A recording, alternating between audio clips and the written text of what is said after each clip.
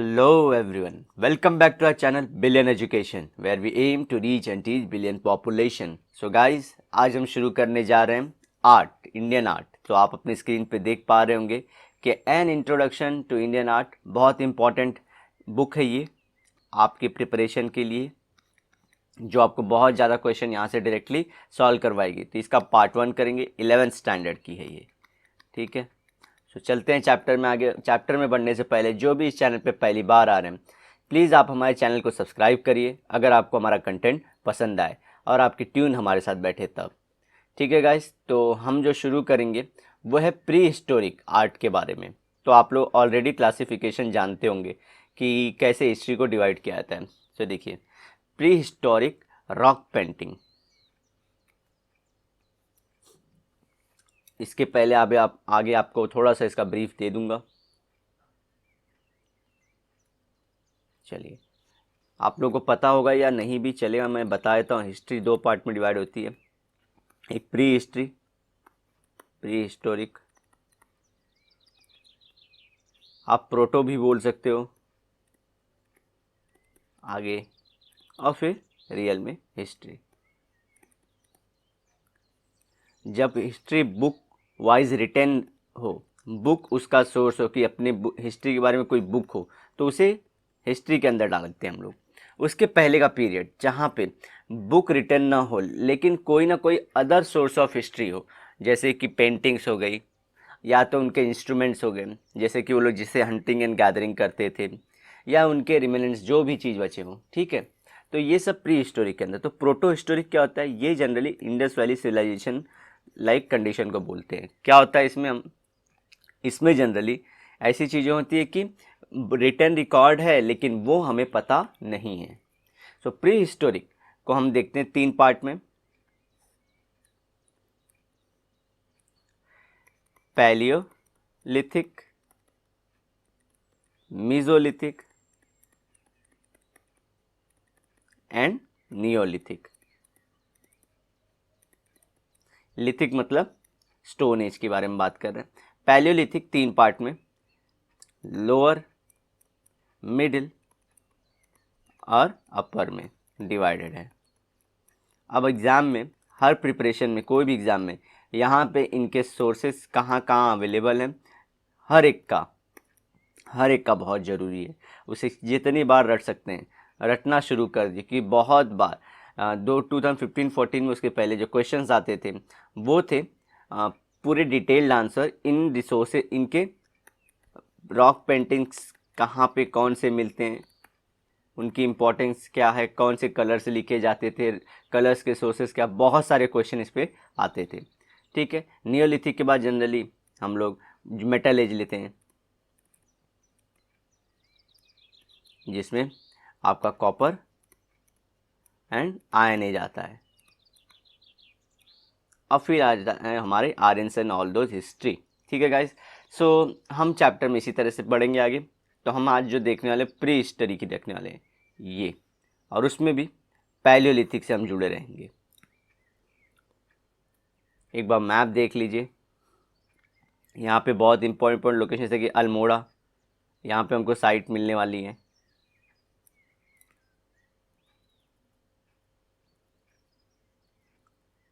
फिर ये सब आप देख पा रहे हैं, सब रिवर्स के अराउंड ही है,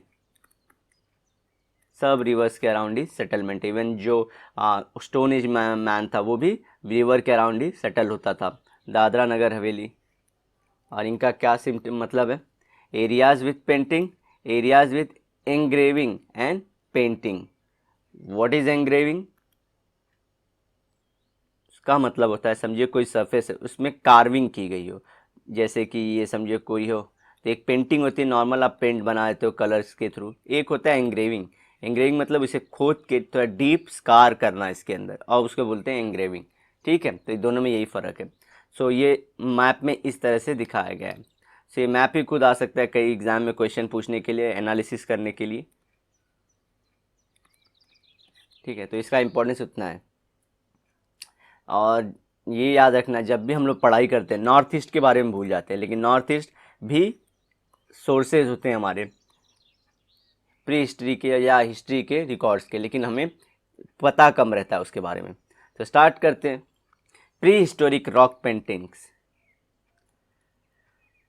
the distant past when there was no paper or language or written record and hence no books or written document is called as the prehistory। ठीक है, तो वही हमने स्टार्टिंग में कर लिया था। प्रीहिस्ट्री क्या है, जहाँ पे कोई रिकॉर्ड न रहे, बुक का या रिटन रिकॉर्ड ना हो। एज वी ऑफन से प्री हिस्टोरिक टाइम्स। ईजी, याद रखिए अपने दिमाग में। मैं आपको फैक्ट्स भी बताते आऊँगा, स्टोरी भी बताते आऊँगा, ठीक है, तो आपको सब करते जाना है धीरे धीरे। How people lived in those times was difficult to summarise या सरमाइज होना चाहिए until scholars began to discover the places where prehistoric people lived। excavation मतलब क्या, चीज़ों को खोद के निकालना है या उनके बारे में पता करना। at those places brought to light old tools, pottery, habitats, bones of ancient human beings and animals drawing on the cave walls। तो पहले के इंसान केव्स में रहते थे, वहाँ पे वो लोग क्या करते, जब खाना बच जाता था, खा लेते थे, तो फूड रहता था इनफ, तो वो लोग क्या करते थे, फिर अपने आर्टिस्टिक जो उनकी स्किल थी उसे दिखाते थे, उसे शो करते थे। वो किसके थ्रू शो होता था, पेंटिंग्स के through. By piecing together the information deduced from these object and the cave drawing, scholars have constructed fairly accurate knowledge. जैसे कि अगर उनके बोन्स हैं तो बोन्स से मालूम पड़ता है कि एज कितनी थी, और एज पता कर लेने में उस टाइम पेंटिंग के भी एज पता चल जाती है। तो ये पेंटिंग किसने बनाई थी वो भी पता चल जाता है, कौन से मैन ने बनाई थी। जैसे कि होमो सेपियंस अलग हैं, होमो इरेक्टस अलग हैं। ह्यूमंस हम लोग आज जो हैं होमो सेपियंस हैं हम लोग, उसके पहले होमो इरेक्टस थे, उसके पहले निएंडरथल, रामाप्रथिकस, ये सब भी थे। So accurate about the fairly accurate knowledge about what happened and how people lived in prehistoric times। क्योंकि हम तो है नहीं वहाँ पे, तो सोर्सेज ही हमें बताते हैं कि रहते कैसे थे।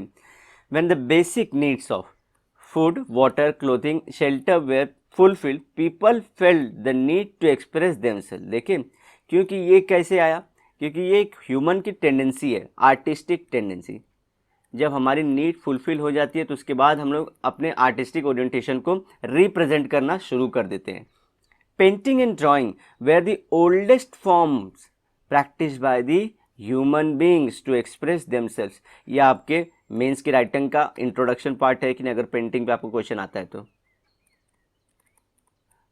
पहले का इंसान, आज का इंसान, दोनों में क्या कॉमन है अपने आर्टिस्टिक ओरिएंटेशन के लिए दिखाने के लिए, तो ये है पेंटिंग। पेंटिंग सब करते हैं, even small child also do painting using the cave walls as their canvas.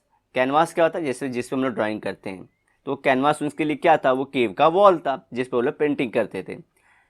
Why did pre historic people draw these pictures. उन्होंने पहली बात तो आपको क्वेश्चन था कि ये पिक्चर ड्रॉ ही क्यों किए।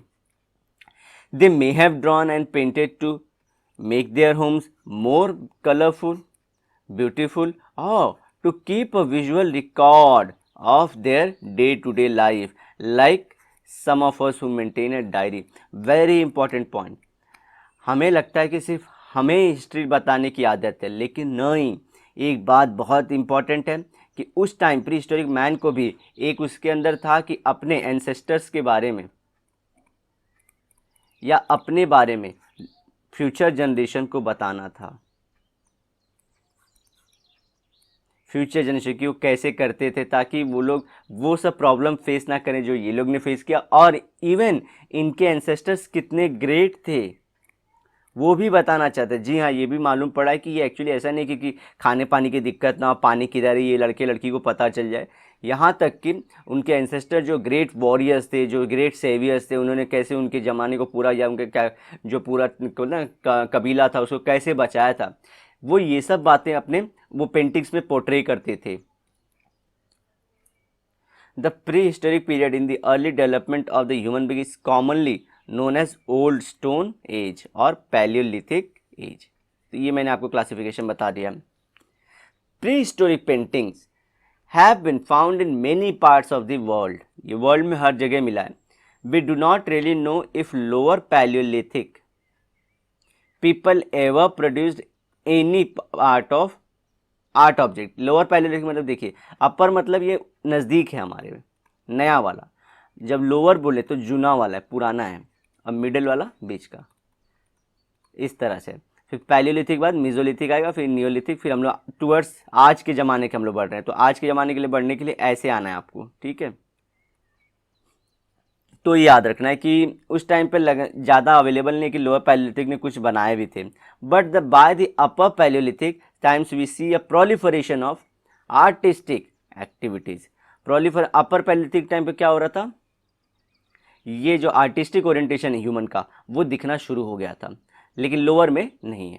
Around the world the walls of many caves of this time are full of finely carved and painted pictures of animals which the cave dwellers hunted.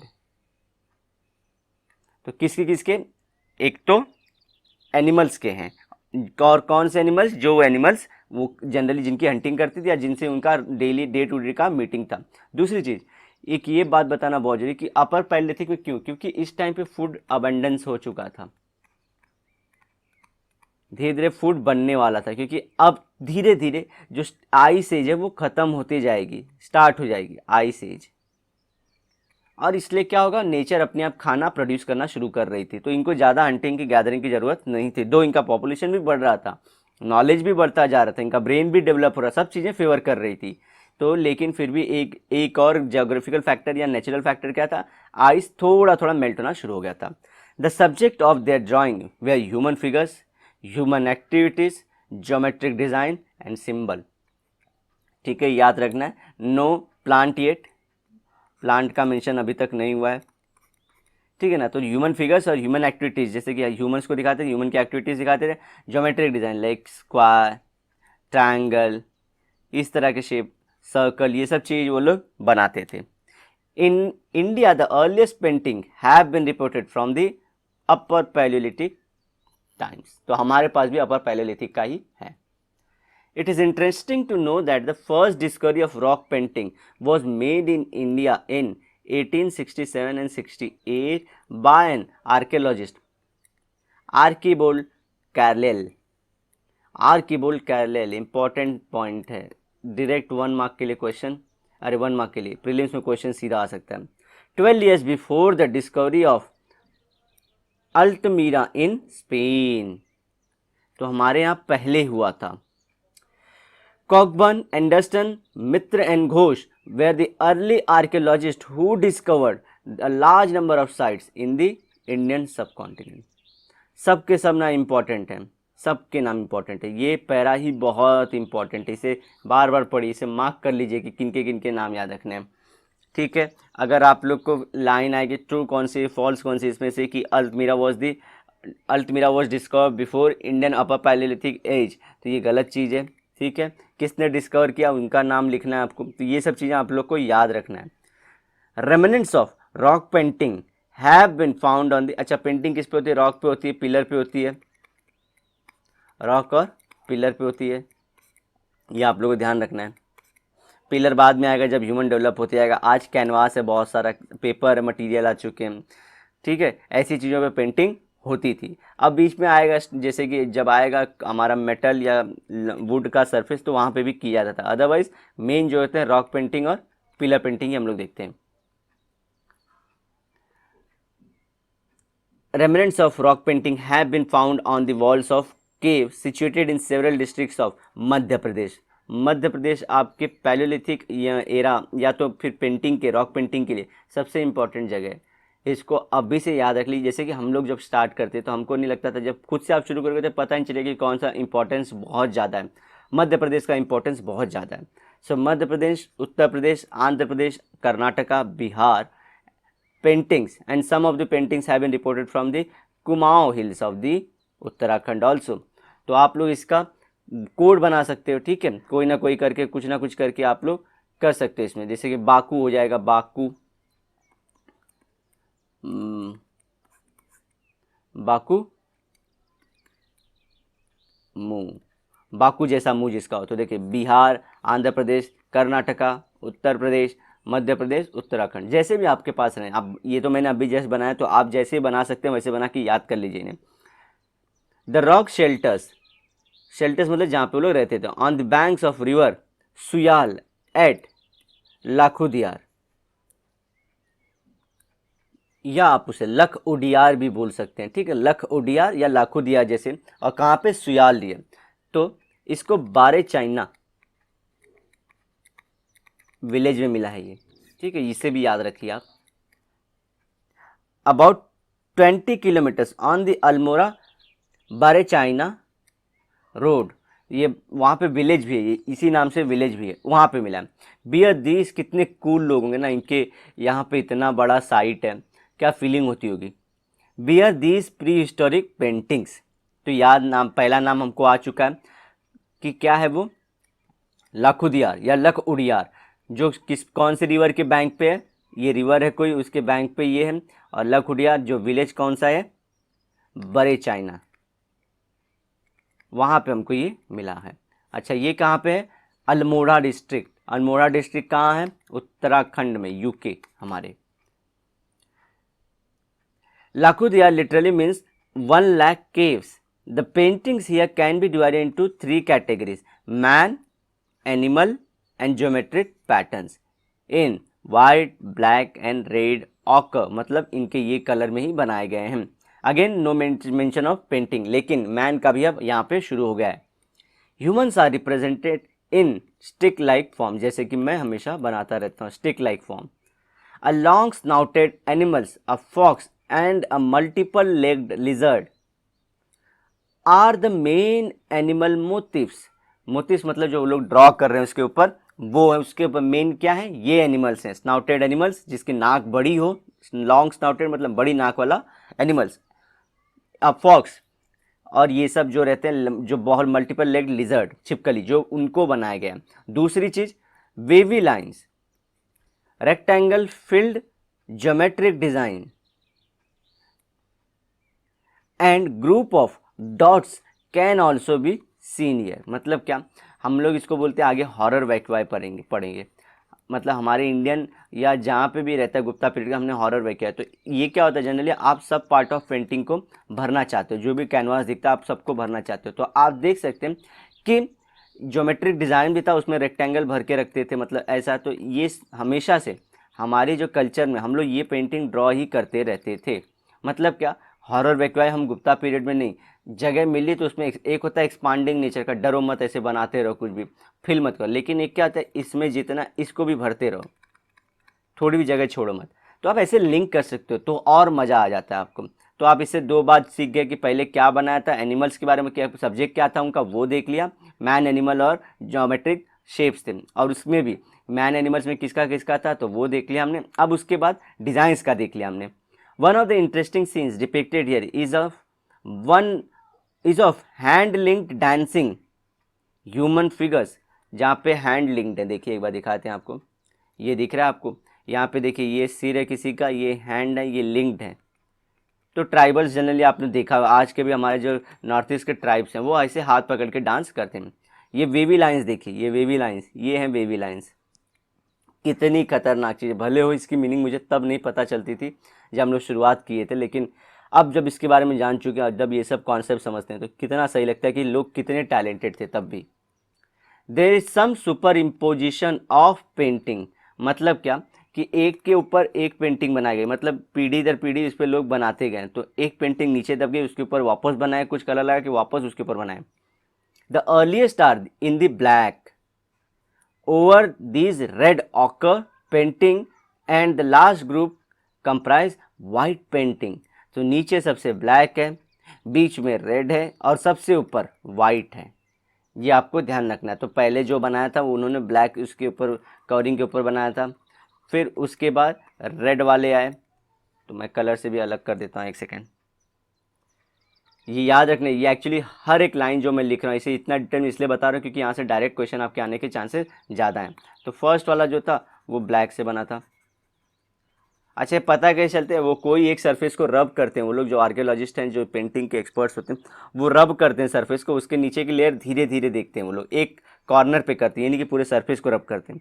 इसके ऊपर फिर बनाया गया है ऐसे रेड वाले को, और रेड के ऊपर फाइनली वाइट वाले से बनाया गया जो आप ये कैनवस में देख सकते हैं। ठीक है, तो इस तरह से from Kashmir 2 slabs with engravings have been reported। तो 2 स्लैब है जिसके ऊपर engraving मतलब उनके ऊपर स्कार करके अंदर बनाया गया। The granite rocks of the Karnataka and Andhra Pradesh, आज आंध्र प्रदेश ज़्यादा नहीं, तेलंगाना में, जो आज हम आगे साइड पढ़ेंगे तेलंगाना में है, ठीक है।